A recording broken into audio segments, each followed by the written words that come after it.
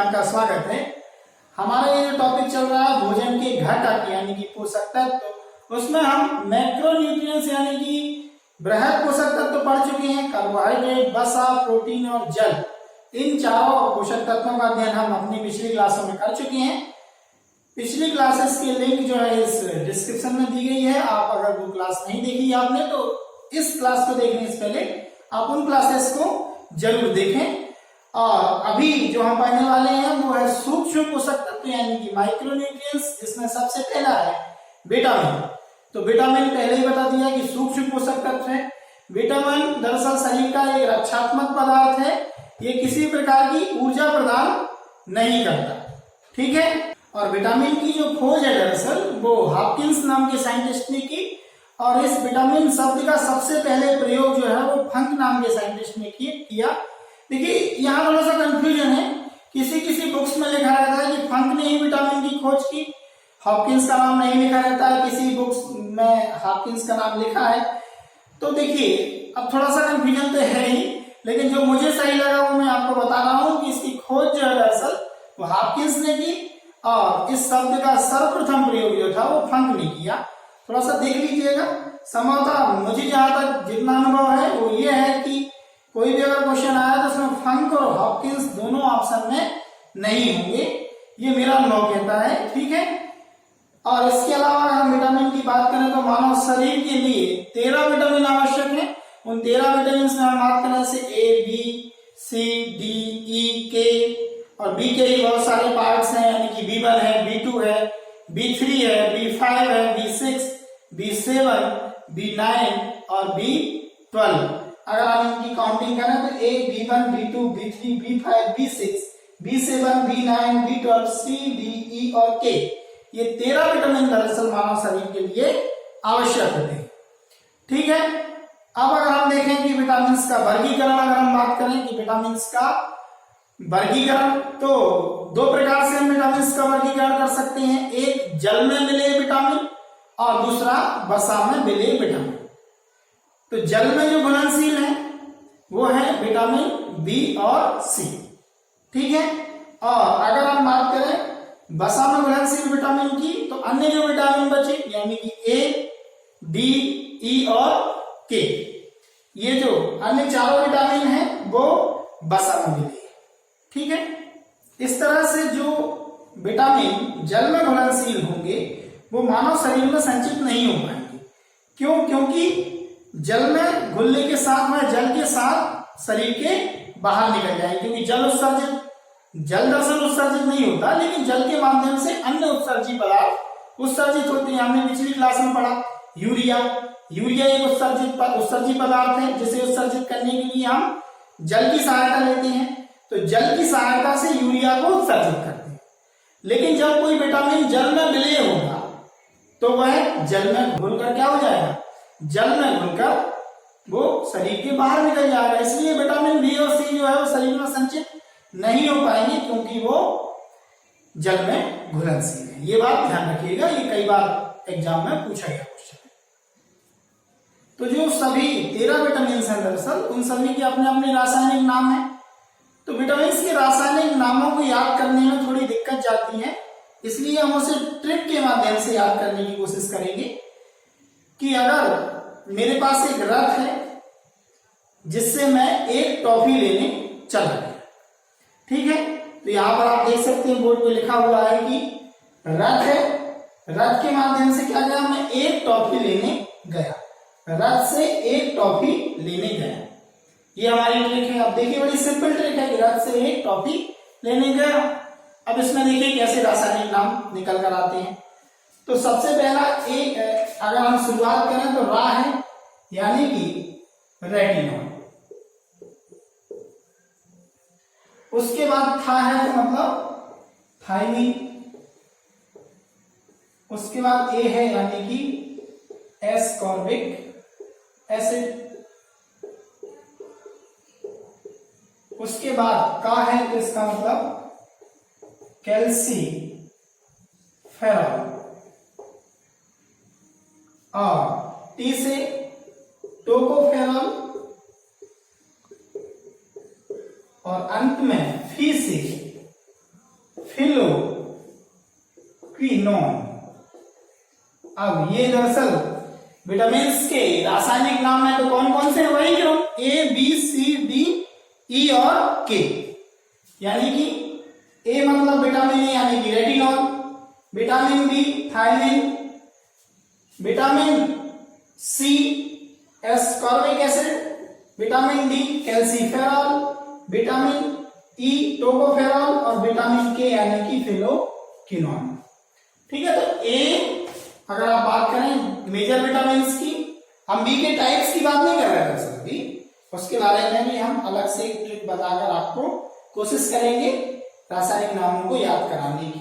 ठीक है, तो अभी केवल हम मेजर विटामिन की बात कर रहे हैं, A B C D E और के, ये 6 विटामिन की बात की। हालांकि ये जो बी है, अगर बी ही लिखा है कहीं, देखिएगा ध्यान दीजिएगा, अगर बी के तो हालांकि हमने टाइप पढ़ने हैं, लेकिन अगर केवल विटामिन बी लिखा है तो इसका मतलब यह है कि विटामिन बी1 की बात हो रही है। ये ध्यान रखिएगा, क्या बी1 है, बी2 है, बी3, बी5, 6, 7, 9, 11, 9 और 12 है मान लीजिए। तो अगर कहीं विटामिन बी लिखा है तो क्या करें? तो ध्यान रखिएगा, अगर कहीं केवल विटामिन बी लिखा है तो इसका मतलब यह है कि विटामिन बी1 की चर्चा है। ठीक है, तो अब यहाँ पर विटामिन जो मेजर है A B C D E के, तो एक ट्रिक है हमारे पास, उस ट्रिक के माध्यम से याद कर लीजिए कि मेरे पास एक रथ है, उस रथ से एक टॉफी लेने में गया, तो रा से रेटिनॉल, था से थायमिन, ऐसे एस्कॉर्बिक एसिड, कैल्सीफेरॉल, टोकोफेरॉल और फिलोक्विनोन। तो ये मेजर विटामिन के नाम आपको याद हो गए। अब हम कोशिश करेंगे जो बी के टाइप्स हैं उनका नाम याद करने की। तो अब हम विटामिन बी के जो पार्ट्स हैं, B1 हो, B2, B3, B5, B6, B7, B9 और B12, इनके रासायनिक नामों की एक ट्रिक, दरअसल हम कोशिश करते हैं कि उस ट्रिक के माध्यम से आपको ये रासायनिक नाम याद हो। लेकिन सबसे पहले जो चीज आपको याद होनी चाहिए वो ये कि ये जो बी के जो 8 टाइप है, दरअसल उन 8 में 1 2 3 5 6 7 9 12 ये पता होना चाहिए। ये ना हो कि अच्छा 1 था, 2 था, 3 था, 4 था कि नहीं, 6 था कि नहीं, अच्छा 11 है कि नहीं। अगर ऐसा आपको याद नहीं है तो फिर ये ट्रिक भी आपके किसी काम की नहीं। पहले तो आपको ये याद रखना पड़ेगा कि 1 है, 2 है, 3 है, 5 है, उसके बाद 6 है, 7 है, 9 है और फिर सीधा 12। ये याद रखना जरूरी है, तभी आप इस ट्रिक का लाभ ले पाएंगे। तो ट्रिक जो है हमारी बहुत सिंपल है कि भाई एक थी रानी, बहुत पुरानी कहानी सुनी है आपने कि एक थी रानी, लेकिन इस कहानी में जो है वो राजा नहीं है दरअसल। ठीक है, तो एक थी रानी जिसका पेट जो था वो दरअसल क्या था, खाली था, यानी कि उसे भूख लगी थी। तो भूख लगी थी तो कुछ ना कुछ खाने का मन होगा, उसका मन था पालक की सब्जी खाने का कि पालक की सब्जी खाना है मुझे। लेकिन दिक्कत क्या होगी? दिक्कत ये हो गई कि उसे अपने बायो टीचर मिल गए। अब बायो टीचर मिल गए तो उन्होंने किसी काम में उसे फंसा लिया, पढ़ाई का कोई काम दे दिया या अपना कोई काम कराने लगे, यानी कि बायो टीचर मिल जाने के कारण वो फंस गई, यानी कि वो पालक की सब्जी नहीं खा पाई, अपनी भूख नहीं मिटा पाई। तो बड़ी सिंपल ट्रिक है, एक थी रानी जिसका पेट खाली था, यानी कि भूख लगी थी, उसे पालक की सब्जी खानी थी, लेकिन बायो टीचर मिल जाने के कारण वो क्या हो गई, फंस गई। ठीक है, तो यहाँ पर बड़ी सिंपल ट्रिक लिखी हुई है। जो शब्द या जो अक्षर आपको काम आने वाले हैं उनको हमने लाल से लिखा हुआ है कि थी से थाइमिन।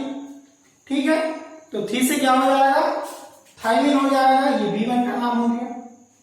उसके बाद रा B2 का नाम हो जाएगा, यानी कि राइबोफ्लेविन। उसके बाद नी B3 का, यानी कि नियासिन। पेट से बन जाएगा क्या, B5 पेंटोथेनिक। देखिए पेंटा मतलब 5 होता है, ये बिना ट्रिक के भी याद हो सकता है, लेकिन आप सारे याद कर रहे हैं इसलिए एक ट्रिक है यहाँ पर कि पेट से आप पेंटोथेनिक याद रखें कि B5, पास से पायरिडॉक्सिन, ये B6 हो गया। उसके बाद बायोटीन B7 हो गया और फा B9 यानी कि फॉलिक एसिड और सा से B12 यानी साइनोकोबालमिन। ठीक है, तो इनके नाम मैं यहां लिख देता हूं कि सबसे पहले B1 थी से थायमिन, उसके बाद B2 रा से राइबोफ्लेविन,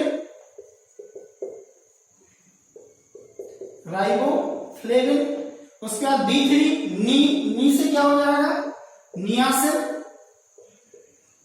ये हमारी टेस्ट सीरीज में पूछा गया क्वेश्चन है, ठीक है, कि दरअसल नियासिन किस विटामिन का रासायनिक नाम है। B5 पेट से हो जाएगा क्या, पेंटोथेनिक एसिड, पेंटोथेनिक अम्ल या पेंटोथेनिक एसिड। B6 यानी कि पा से क्या हो जाएगा, पायरिडॉक्सिन। उसके बाद B7 कहां आ गया अपन, बायो टीचर पे, यानी कि बायोटीन। B9 यानी कि फा, यहां पर फॉलिक एसिड, फॉलिक अम्ल। और अंत है सा यानी B12 यानी कि साइनोकोबालमिन,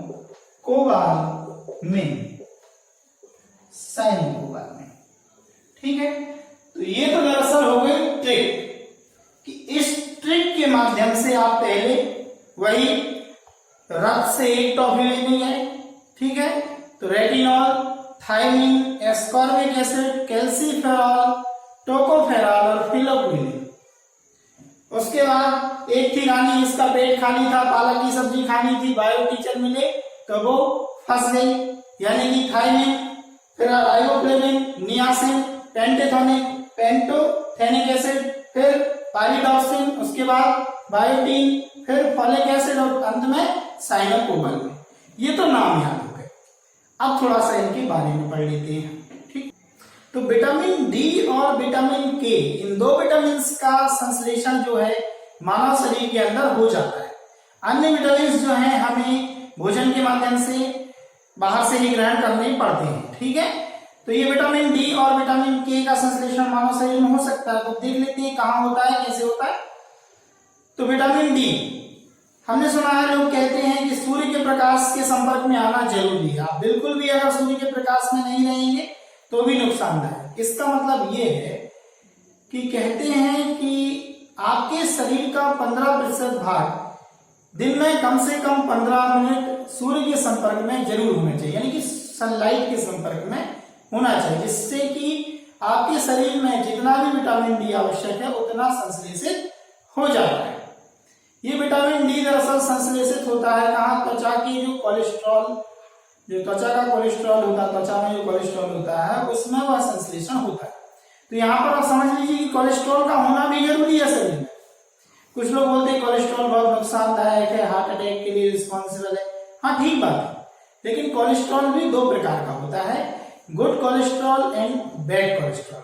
तो ये गुड कोलेस्ट्रॉल, बैड कोलेस्ट्रॉल ये क्या है दरअसल, ये सब हम अपनी बायोलॉजी की क्लासेस में पढ़ेंगे। यहाँ पर केवल इतना समझ लीजिए कि विटामिन डी सूर्य के प्रकाश में बनता है, और कोलेस्ट्रॉल जहां होता है त्वचा में, जो गुड कोलेस्ट्रॉल है वो मददगार है विटामिन डी के संश्लेषण में। तो यहाँ पर ये चीज समझ में आनी चाहिए, क्लियर होनी चाहिए। इसके अलावा विटामिन के की अगर हम बात करें तो विटामिन के दरअसल बड़ी आंत के एक पार्ट में बनता है, और जो बड़ी आंत का पार्ट है वो कोलन कहलाता है। कोलन, बड़ी आंत मतलब लार्ज इंटेस्टाइन। लार्ज इंटेस्टाइन के कोलन पार्ट में कुछ जीवाणु होते हैं, कुछ बैक्टीरिया होते हैं। ये बैक्टीरिया जो है दरअसल विटामिन के संश्लेषण के लिए रिस्पॉन्सिबल है, ठीक है। और भी अगर कुछ आप बात करना चाहें विटामिन, अन्य विटामिन की, जैसे विटामिन B12। विटामिन B12 में देखिए उसका नाम क्या है, साइनोकोबालमिन। तो इसका मतलब क्या होगा, कोबाल्ट।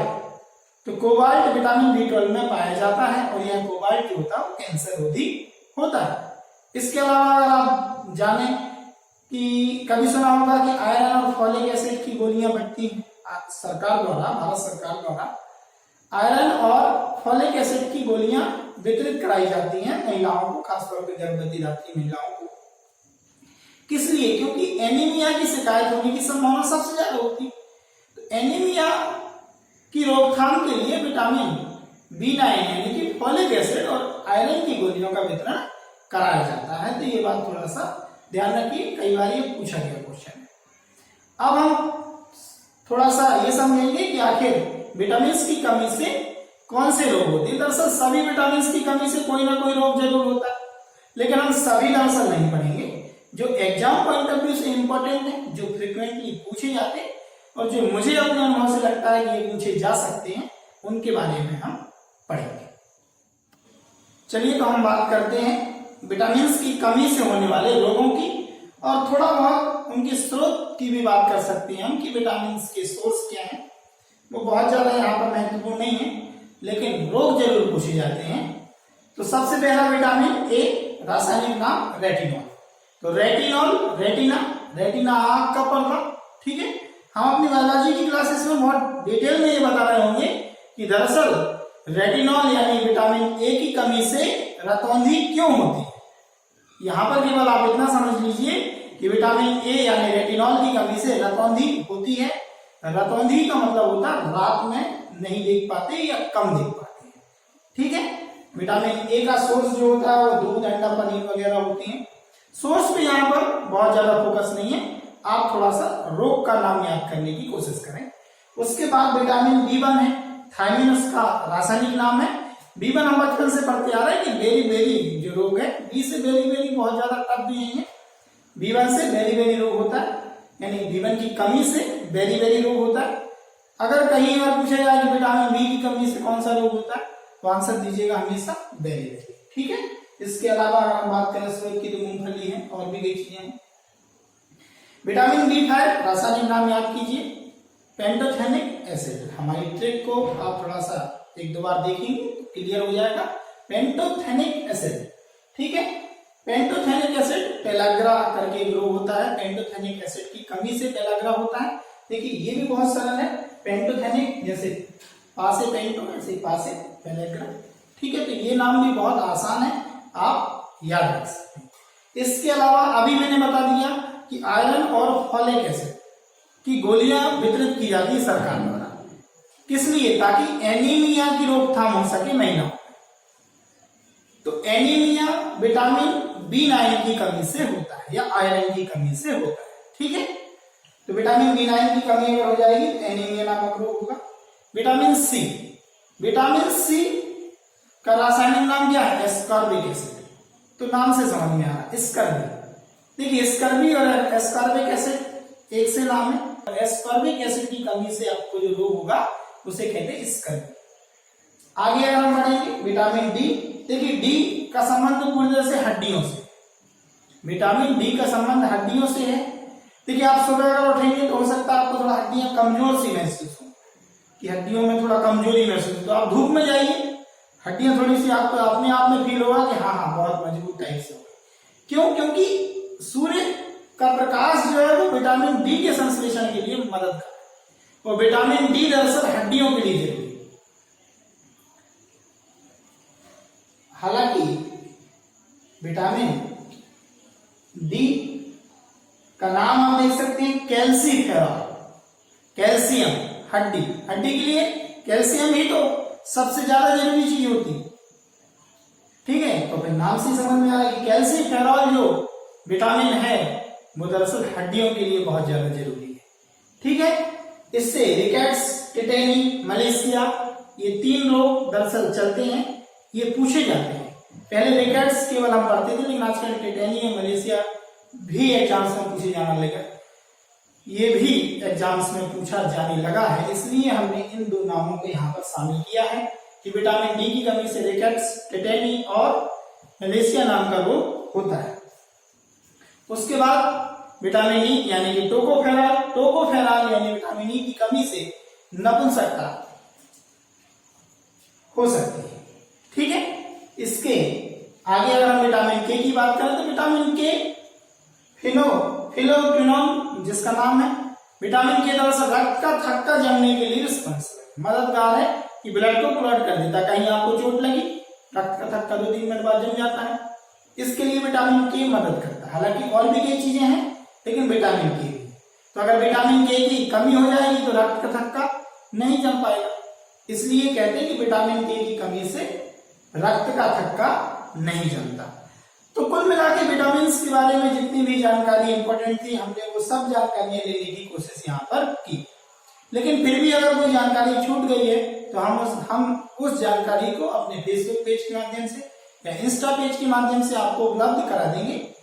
हमारे फेसबुक और इंस्टा पेज की लिंक जो है इस डिस्क्रिप्शन में दी गई, आप उसे जरूर फॉलो करें और पिछले वीडियो की लिंक भी इस डिस्क्रिप्शन में दी गई, आप उसे जरूर देखें। आज का क्वेश्चन आपकी स्क्रीन पर ये रहा। इस क्वेश्चन का जवाब आप कमेंट बॉक्स में जरूर दें। Thank you.